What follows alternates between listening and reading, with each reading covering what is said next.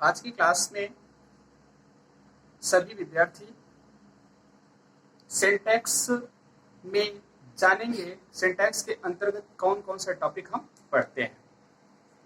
कल मैंने आपको बताया या पिछली क्लास में मैंने बताया था सिंटैक्स क्या होता है और कुछ एग्जांपल्स के तहत आप लोगों को सिंटैक्स मैंने बताने की कोशिश की।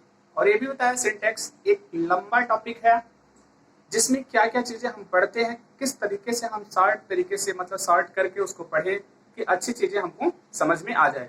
तो आज हम इस वीडियो के माध्यम से आपको सिंटैक्स के टॉपिक बता रहे हैं। उसके बाद फर्स्ट टॉपिक आपको बताएंगे कि फर्स्ट टॉपिक के अंतर्गत हमको क्या पढ़ना है। तो सारे विद्यार्थी कॉपी कलम लेके बैठे और सभी अपने सिंटैक्स के टॉपिक को नोट करें।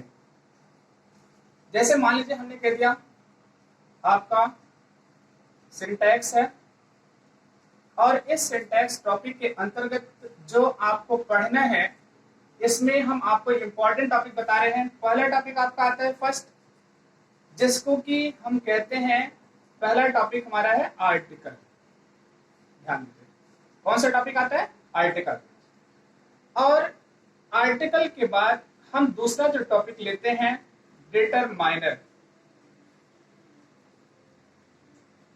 और डिटरमाइनर को हमने डिटरमाइनर्स कर दिया और इसी आर्टिकल के अंतर्गत आपको डिटरमाइनर्स हम अथवा डिटरमाइनर्स के अंतर्गत आपको हम आर्टिकल बताएंगे। ठीक, इसके बाद जो हमको पढ़ना रहता है इसको ध्यान दीजिए, noun, pronoun, adjective, verb, adverb, preposition,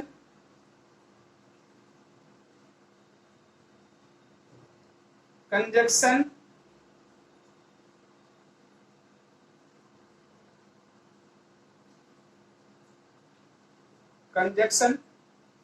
conjunction के बाद जो हम पढ़ते हैं आपका अब यहां पर आ जाएगा वर्ब एग्रीमेंट। क्या आ जाएगा, वर्ब एग्रीमेंट। अब मान लीजिए अगर हमने यहां पर आपको बताया कि हम सिंटैक्स के अंतर्गत इतने टॉपिक्स को पढ़ते हैं और ये टॉपिक पढ़ने में आपको टाइम लगता है, क्योंकि सिंटैक्स हमने बताया था एक बहुत विस्तृत चीज है और जिसको अगर हम पढ़ लेते हैं एट लास्ट में अभी हम पूरा सिलेबस अगर इसको हम डिस्क्राइब कर दें तो आपको ये लगेगा कि इसके बाद इंग्लिश में कुछ बचता नहीं है। जैसे मान लीजिए हमने कह दिया आपको आर्टिकल, पहला टॉपिक हमने आपको बताया आर्टिकल। आर्टिकल जैसे ही आया शब्द तुरंत आपको पता हो जाएगा। आर्टिकल हमारा दो होता है, डेफिनेट आर्टिकल और इनडेफिनेट आर्टिकल। डेफिनेट आर्टिकल और इनडेफिनेट आर्टिकल। इसके बाद अगर हम डिटरमाइनर में जाते हैं, ये हमारा बहुत लंबा टॉपिक होता है डिटरमाइनर में। मतलब हमने कह दिया ये हमारा आर्टिकल तो आता ही है, लेकिन आर्टिकल के साथ में ढेर सारी चीजें और आती हैं। जैसे आपको बताया गया, मान लीजिए हमने कहा इसमें पॉजेसिव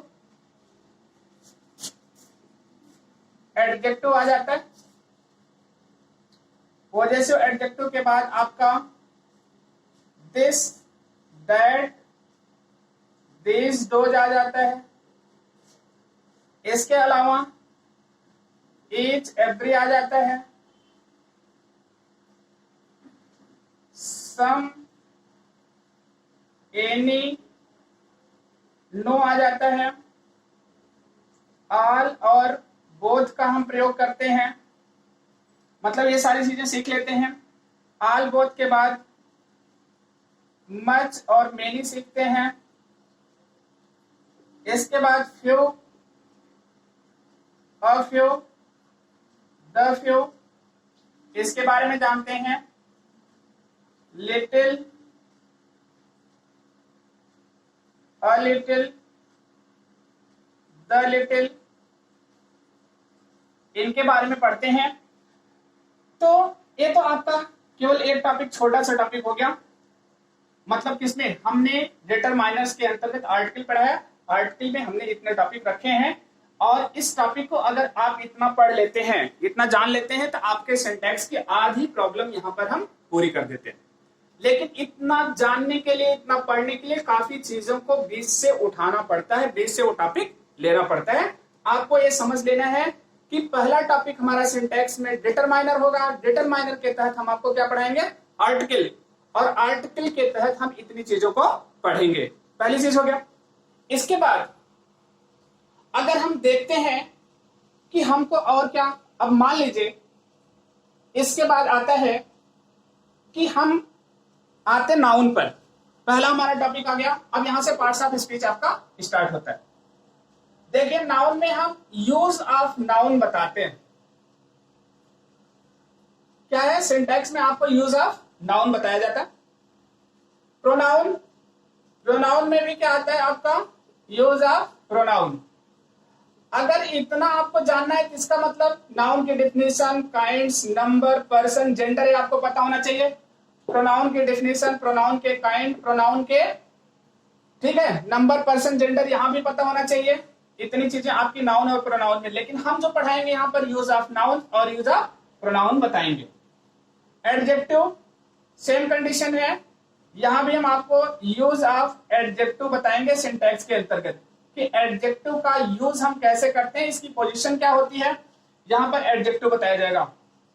वर्ब के अंतर्गत जब हम आते हैं, यहां पर आपको जैसे आपको कह दिया गया टेंस, जो कि पढ़ाया जा रहा था आपका। टेंस के बाद वॉइस, मतलब एक्टिव वॉइस, पैसिव वॉइस आपको बताया गया, ठीक है। इसके बाद नरेशन, नरेशन का मतलब क्या हो गया? डायरेक्ट, इनडायरेक्ट आपको पढ़ाया गया। इसके साथ में यहां पर आपको फॉर्म्स ऑफ वर्ब, क्या है? फॉर्म्स ऑफ वर्ब, ये आप वर्ब के अंतर्गत पढ़ते हैं। इतनी सारी चीजें आपका काइंड्स ऑफ, मतलब आपकी जो वर्ब होती है, उतनी चीजों को हम यहां पर बेसिकली पढ़ते हैं। इसके बाद आपका आता है यूज ऑफ एडवर्ब। क्या आएगा? Use of adverb. चलिए हम यूज ऑफ एडवर्ब सीख लेते हैं। प्रीपोजिशन, इसमें भी है यूज ऑफ प्रीपोजिशन, ठीक है। यही कंडीशन है कि यूज ऑफ कंडीशन मतलब क्या? हम कंजक्शन पढ़ते हैं। यूज ऑफ कंजक्शन के बाद हम वर्ब एग्रीमेंट, लास्ट में हमको क्या करना पड़ता है? हम वर्ब एग्रीमेंट सीखते हैं। और वर्ब एग्रीमेंट में आपको दो चीजों को जानना जरूरी है। एक तो नाउन के नंबर को, दूसरी चीज है वर्ब के नंबर को। तो आप अपने दिमाग में एक चीज बना लीजिए कि सिंटैक्स टॉपिक के अंतर्गत आपको इतने डिफरेंट टॉपिक्स, मतलब जो भी इंग्लिश के टॉपिक हैं, उनको आपको क्या करना है? पढ़ना है। इसी के साथ सिंपल, कॉम्प्लेक्स, कंपाउंड सेंटेंस क्या होते हैं, उन सारी चीजों को, इंट्रोगेटिव सेंटेंस का पैटर्न क्या होता है, वो सारी चीजें आपकी सिंटैक्स के अंतर्गत आती हैं। क्लियर हो गया? तो आज का जो हमारा टॉपिक है, आपको केवल इतना समझाना था, सिंटैक्स क्या होता है। कल मतलब नेक्स्ट वीडियो में, पिछली वीडियो में आपको बताया गया था। सिंटैक्स टॉपिक के अंतर्गत हम इतनी चीजों को क्या करते हैं? पढ़ते हैं। और एक लंबा टॉपिक है, इसको पढ़ने में क्या लगता है? समय लगता है।